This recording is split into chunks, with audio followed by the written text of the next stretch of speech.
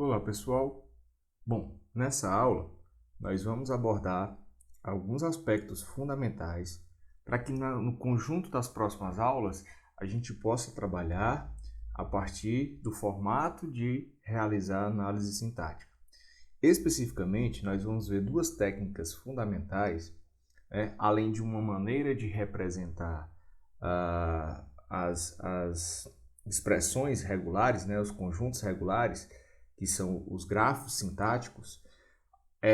Esse contexto completo a gente vai começar a trabalhar com uma análise sintática utilizando uma estratégia top-down, uma estratégia descendente. Então, nós vamos usar, em princípio, duas estratégias: a eliminação da recursividade à esquerda e a fatoração à esquerda de uma gramática, para a gente cair na teoria da computação, em que os autores chamam basicamente numa linguagem livre de contexto, onde a gente tem um aspecto determinístico. Tá? Então, construir uma gramática que possa ser representada por um autômato de pilha determinístico facilita a forma que a gente vai trabalhar a análise sintática. Tá? Então, nós vamos trabalhar com essas duas estratégias nessa aula. Bom, primeira delas, recursividade à esquerda. O que a gente tem acerca desse conceito?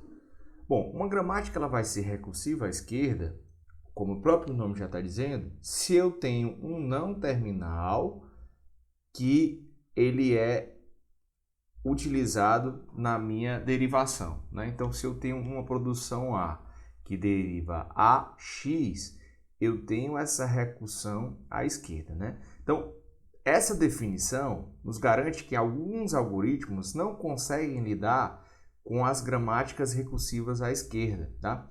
Imagine que esse A é um método e esse A aqui também vai ser um método que vai ser chamado.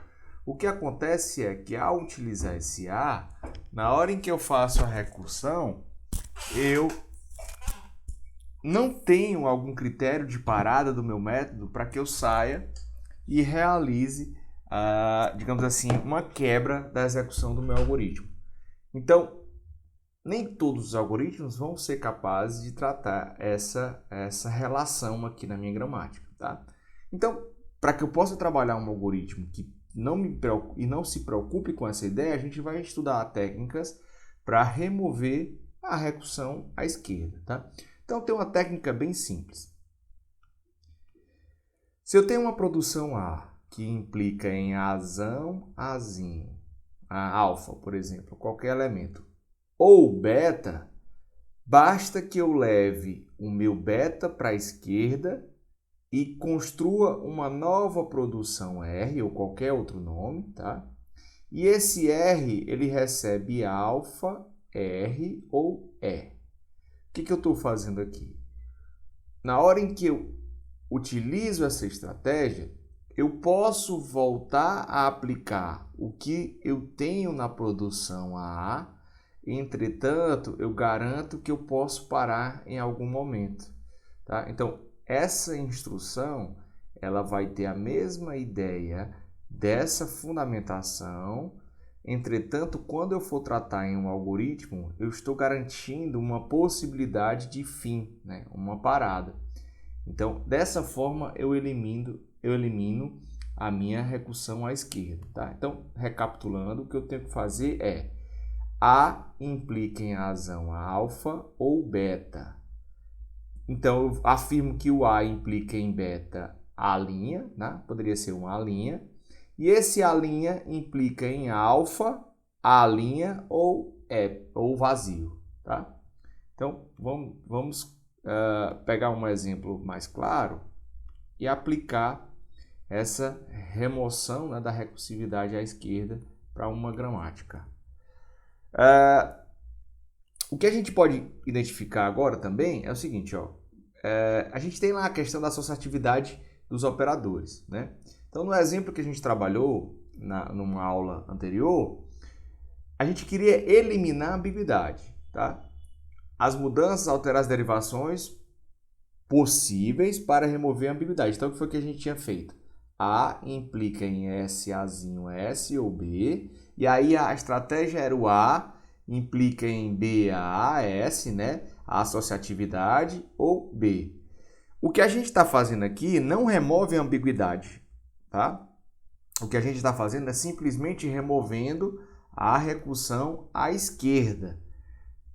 Pode ser que quando eu fizer outra estratégia, que é a fatoração à esquerda, aí eliminando a recursão à esquerda e fatorando à esquerda, aí eu estou removendo essa questão para a gramática da ambiguidade, tá? Mas não tem um algoritmo bem definido para remoção de ambiguidade, a gente já falou sobre isso.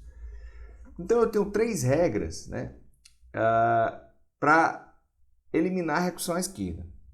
A primeira delas é a recursão imediata em apenas uma produção. Então isso acontece quando o A implica em razão alfa ou beta. E foi a primeira estratégia que a gente trabalhou inicialmente, né? Então, para essa estratégia, o meu A implica em beta A', né? E o meu A implica em alfa, A' ou epsilon, né? Ou vazio. Mas eu posso ter ainda uma recursão imediata em mais de uma produção, né? Então eu posso ter, por exemplo, A implica em alfa1, A em alfa2, A alfa3 e assim sucessivamente beta1, beta2, beta3, beta-n, tá? Eu posso ter essa recursão imediata em mais de uma produção. E eu posso ter uma recursão não imediata, tá? Então, vamos começar analisando a estratégia para recursão imediata que a gente até viu inicialmente como funciona. Então, para recursão imediata de uma produção, a estratégia que a gente tem é A implica em A' alfa ou beta, né? Então, o A implica em beta, eu posso usar um A' aqui, né? O R, e o R, alfa, R ou epsilon. Então, vamos pegar esse exemplo aqui.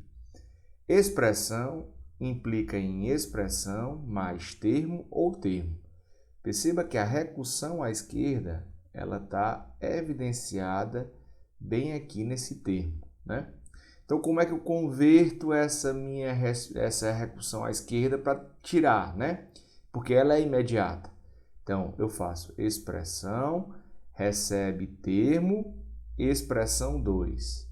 Expressão 2 recebe mais termo, expressão 2 ou vazio.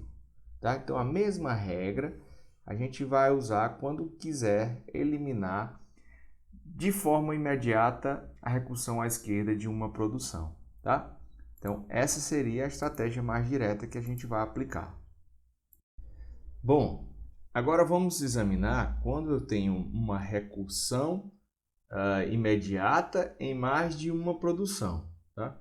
Então, o primeiro passo que a gente tem que fazer é agrupar as produções da seguinte forma.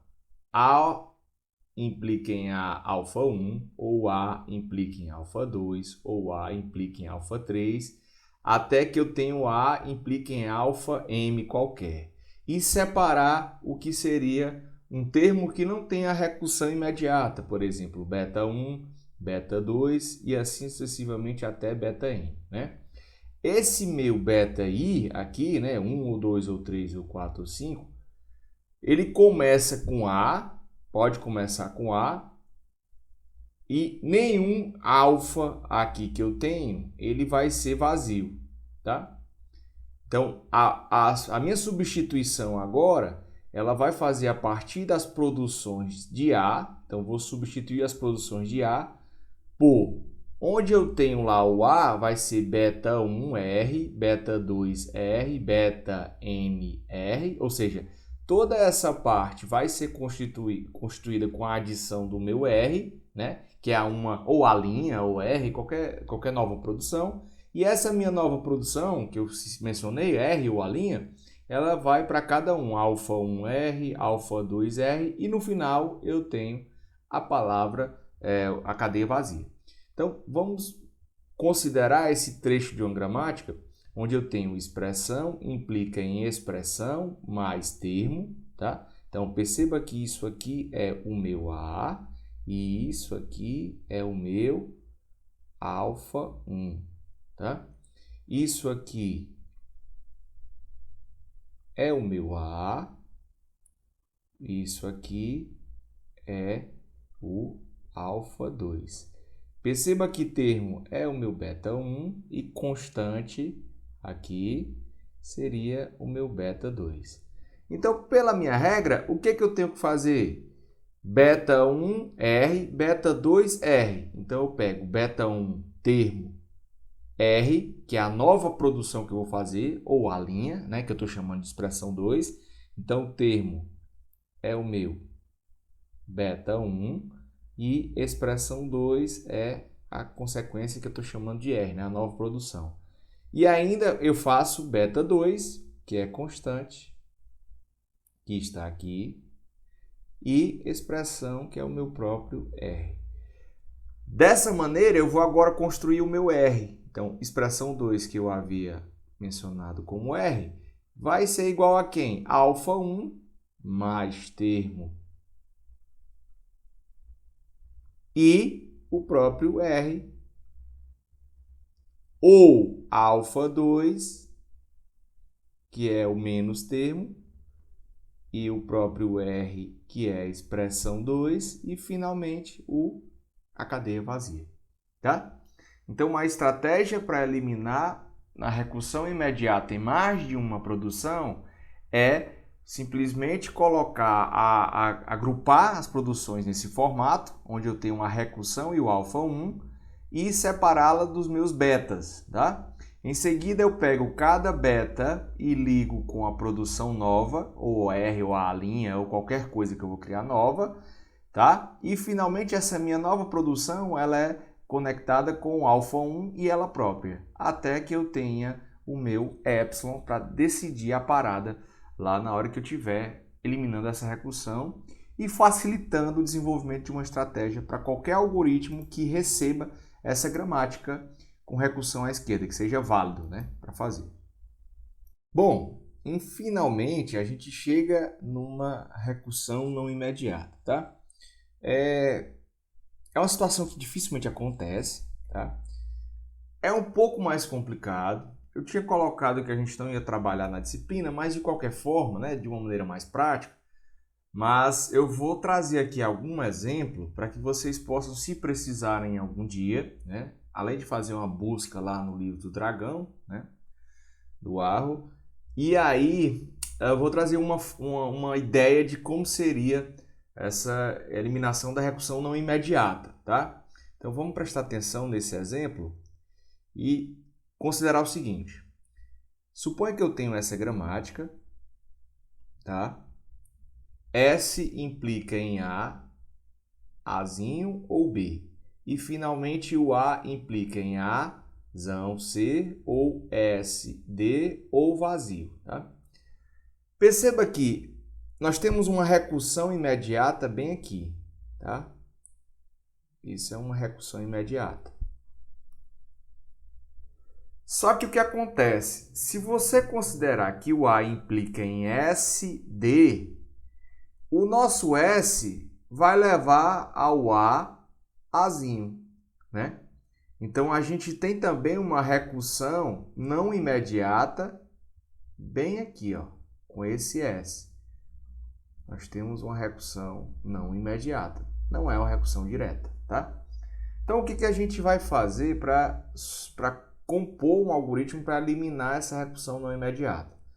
A gente vai ordenar os não terminais S, A, e vai fazer as seguintes substituições. O S implica em Azão, Azinho ou B, permanece da forma que está, porque ele não interfere em nada, ele não tem recursão imediata à esquerda. Entretanto, o A implicar em SD tem uma recursão. Então, a gente vai agora substituir o S pela produção que contém o Azão, Azinho ou B, na própria relação de SD. Então, perceba que o A implica em AC, permanece igual. O Azão, Azinho aqui antigamente tinha um S, eu fiz a substituição, né, de D. E lembrando que o S era Azão, Azinho ou B. Então, portanto, esse também era o meu S. E aí eu substituí e complementei uma nova gramática, que seria um passo 2 aqui, né? Aqui é a nossa passo 1, aqui é o passo 2. O que acontece agora? Agora eu só tenho recursões imediatas. Então, do passo 1 para o passo 2, eu transformei todas as recursões não imediatas em recursões imediatas, tá? Então, do passo 1 para o passo 2 que a gente mencionou, eu transformei e converti recursões não imediatas em recursões imediatas. Aqui no passo 2 eu tenho somente recursões imediatas. Se eu só tenho recursões imediatas, agora eu posso trabalhar com o algoritmo que a gente já sabe. O S implica em azão, azinho ou B, não interfere em nada, então eu vou repetir aqui. Entretanto, o A implica em azão C, o azão AD, a gente ordena, já está ordenado aqui com a forma que a gente quer. Então, portanto, eu faço BD, que seria, lembrando, o nosso beta 1, né? Isso aqui seria o nosso recursão A, alfa, né? Isso aqui, o C seria alfa 1, o AD seria alfa 2, né? E o BD seria o nosso beta 1. Então, o que eu faço? BD A' ou A'. Por que eu tenho esse A'? Porque eu tenho um outro beta 2 aqui, né? Que seria a aplicação de epsilon A', que é a mesma coisa de A'. Tá? E aí, o nosso alfa 1 A' tá aqui, e o alfa 2 A' tá aqui, e o nosso epsilon, tá? No passo 3. Então, a única novidade aqui agora é que do passo 1 para o passo 2, todas as recursões não imediatas eu transformei em recursões imediatas usando a ideia da substituição. Quando eu fiz essa substituição do passo 2 para o passo 3, aí é o que a gente já sabe, que é eliminar as recursões à esquerda, tá? Imediatas, porque a gente já tem essa estratégia, que é usando simplesmente essas regras que a gente já viu, tá? Então, quando eu tenho recursões que não são imediatas, eu tenho que transformá-las em recursões imediatas e em seguida eu aplico a estratégia que a gente já sabe. Bom, o próximo ponto que a gente vai analisar é a relação da fatoração à esquerda. Então, fatorar uma gramática à esquerda é dizer para um analisador que você vai buscar até o máximo comum de uma produção e só vai pesquisar realmente a divisão dessa produção quando você tiver nas últimas opções possíveis, tá? Então, vamos entender melhor como vai funcionar essa ideia da fatoração. Em outras palavras, eu tenho fatores em comum nas produções, uma produção A que deriva um fator comum e outra parte, e eu quero agora saber quais produções têm esse fator comum e onde ela pode ser dividida. De que forma eu posso unir essa ideia para trazer um caminho único, e esse caminho único contendo todos os fatores levem a uma possível divisão somente quando tiver diferença na derivação da produção. Então, vamos entender melhor essa situação. Quando você tem lá duas produções, tá? E aí você quer fazer a escolha entre elas, e essa escolha não é tão clara, a gente precisa reescrever as produções para tornar o mais distante possível, ou seja, adiar a decisão até que eu tenha uma leitura suficiente para tomar essa decisão, tá? Então ela vai ser útil para deixar a nossa gramática adequada para fazer o primeiro ponto que a gente vai utilizar na estratégia top-down, que é uma análise sintática preditiva, né? Com a ideia do top-down, a gente vai perceber que a predição é que vai ser fundamental para a gente fazer a decisão de reconhecimento da sintaxe de uma cadeia. Então, vamos tomar como exemplo o comando if, abre parêntese, expressão, fecha parênteses, then, cmd, else cmd. Essa é uma forma de utilizar o comando if. A gente também pode dizer que esse comando if, ele não tem o else nem o cmd, tá? Quando eu tiver no meu analisador lá, a produção do meu analisador léxico, um token chamado if, quando eu estou diante de um analisador preditivo, ele vai tentar prever a regra, mas ele não sabe o que fazer, porque tanto o if pode derivar essa regra, como o if pode derivar essa outra regra, tá?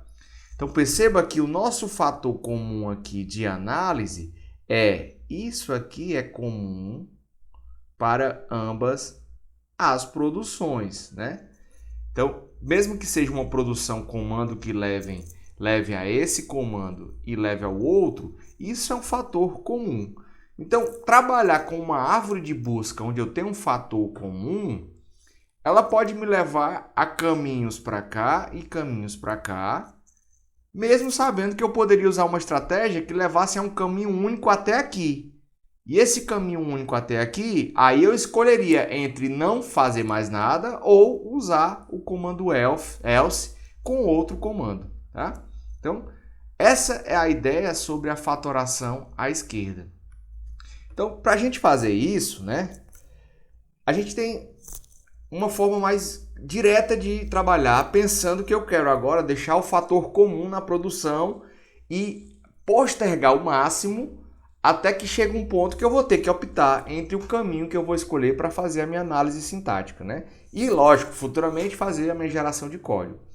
Então, antes, supondo que eu tenho uma produção A implica em alfa, beta 1, ou alfa, beta 2, ou alfa, beta 3 e alfa, beta n, o que eu tenho que fazer é, olha, o A permanece implicando em alfa, porque ele é comum para todo mundo, e leva para uma produção R, né? Essa produção R é o nosso A' ou outra produção. Essa nossa produção R, agora, nova, ela vai dizer qual é o caminho diferente que eu posso seguir, já que eu tenho o alfa como sendo o meu fator comum mais a esquerda. Tá? Então, por isso fatoração à esquerda. O alfa é comum e é o máximo para todos os elementos à esquerda. O que vai ser diferente é o beta 1, beta 2, beta 3, beta n. Então, eu dou essa produção. A produção A sempre vai levar à utilização do alfa, só que vai chegar um ponto que eu posso optar pelos relativos do meu beta, né? Então, isso é fatorar à esquerda. Se a gente tomar como exemplo aqui, ó, comando if abre expressão dentro cmd, isso aqui é o nosso alfa, né? Ó. Tá? E quem é nosso beta? O nosso beta 1 é simplesmente o else cmd. Tá? E o nosso beta 2 é o próprio epsilon que está aqui. Na hora em que eu faço a fatoração, if abre expre dentro cmd, ou seja, a alfa está aqui, leva a uma outra produção que eu estou chamando de R. Está aqui, ó, comando else. A alfa está aqui e o comando R está aqui, que é comando else. O comando else leva ao nosso beta 1 ou beta 2, tá? Então perceba o que foi que eu fiz. Eu simplesmente levei a produção a escolher o alfa, que é o fator comum mais à esquerda, e aí eu posso optar entre não usar esse fator ou usar o else cmd. Na hora em que eu faço isso, a nossa busca ela se limita a sempre que eu reconhecer um token if, eu ir direto testar o alfa já com a predição. Então isso é mais rápido para mim. Eu já sei que ele vai estar dentro dessa parte. Agora, depois de algum momento, pode ser que ele esteja dentro de comando else, que é ou não usar mais nada com a palavra vazia, ou simplesmente usar o else cmd, tá? Então, essa é a ideia para a gente fatorar uma gramática à esquerda. Depois que eu tenho uma gramática fatorada à esquerda e eliminada a recursão à esquerda, a gente vai trabalhar com um conjunto de linguagens, né? Que é uma linguagem denominada de LL, tá? LLK, digamos assim, tá? Que é um conjunto dentro, um subconjunto dentro das linguagens livres de contexto, tá? Há outro subconjunto que é o LR, que a gente vai ver mais à frente. Mas esse conjunto LLK, ele é fundamental para a nossa análise top-down, tá? Então, as linguagens desse LLK, elas vão ser fundamentais para os algoritmos que têm a estratégia top-down de análise sintática. Bom, então, sabendo que a gente está diante de uma definição das gramáticas LL, né, que representa o left to right, leftmost derivation, para um K de 1, que é a análise apenas de um elemento à frente, né, de look ahead. Então, a gente vai começar esse exercício pensando o seguinte, olha, essa gramática é LL1, em caso negativo, transforme. Então, vamos pensar o seguinte, o que é que ela tem como pré-requisito para ser LL1? Então, os pré-requisitos dela, né, primeiro ponto, ela não pode ter recursão à esquerda. Tá? Então, não pode existir recursão à esquerda. Vamos analisar se ela tem algum elemento com recursão à esquerda. Bom, a produção S leva ao IA, não tem recursão à esquerda. A produção A leva a 2 pontos igual E, não tem recursão à esquerda, até porque esse é um elemento terminal, esse é um elemento terminal. A produção E, que leva em T mais E ou T, não tem recursão imediata. T, que leva a F vezes T ou F, não tem recursão ainda, considerando para o E, né? E o F, que leva a P, F ou P, e finalmente o P, que leva a I e abre parênteses, então isso me garante que esse E não tem recursão nem imediata e nem não imediata. Então, tá tudo certo para a produção E, tudo certo para a produção A, tudo certo para a produção S. O nosso T, ele leva ao F, então eu preciso só analisar o F, que é a recursão à esquerda, né? Então não tem, porque ele não leva em nenhum momento para T novamente.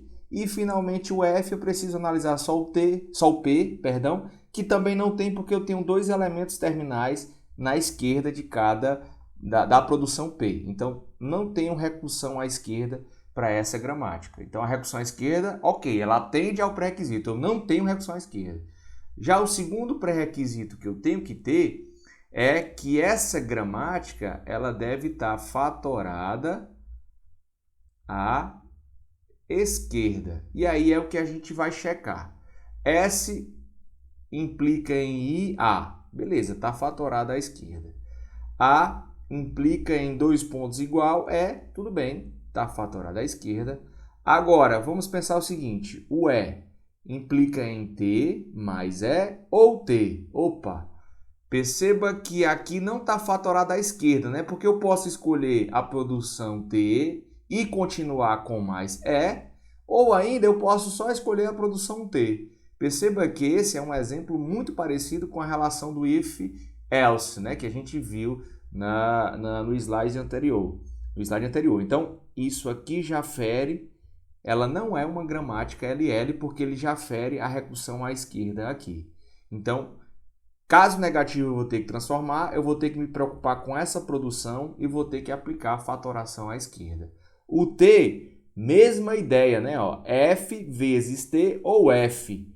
Ou seja, o F vezes T não é a fatoração maior que eu tenho para a produção T. Então, aqui também eu tenho um problema da fatoração à esquerda e, portanto, ainda assim ela não é LL, já que a gente já viu um problema de fatoração. O F implica em PF ou P, mesma coisa. Então, essa produção também deve ser ajustada para que eu transforme essa gramática em LL. E, finalmente, o P, eu não tenho problema nenhum com relação à fatoração. Até porque eu tenho um elemento terminal inicial aqui e aqui, né? Então, aqui tudo certo.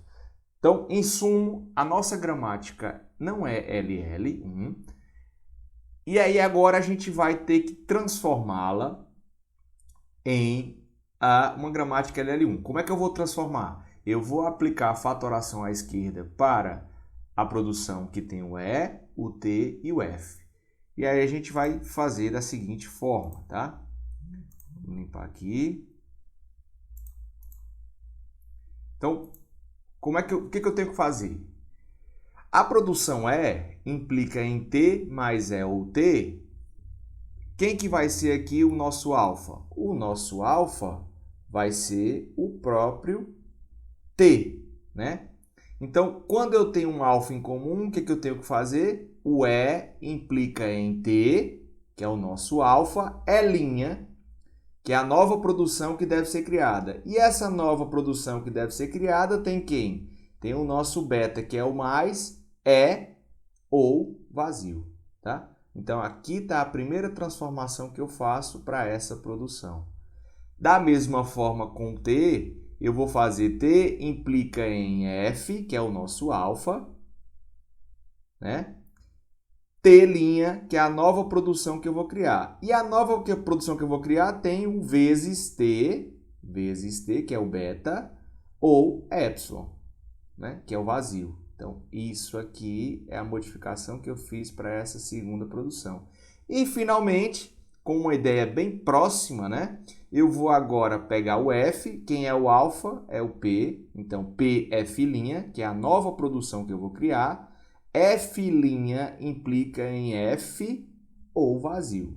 Ok, então essa modificação serve para corrigir a fatoração à esquerda da produção F. O resto a gente já checou que está tudo ok.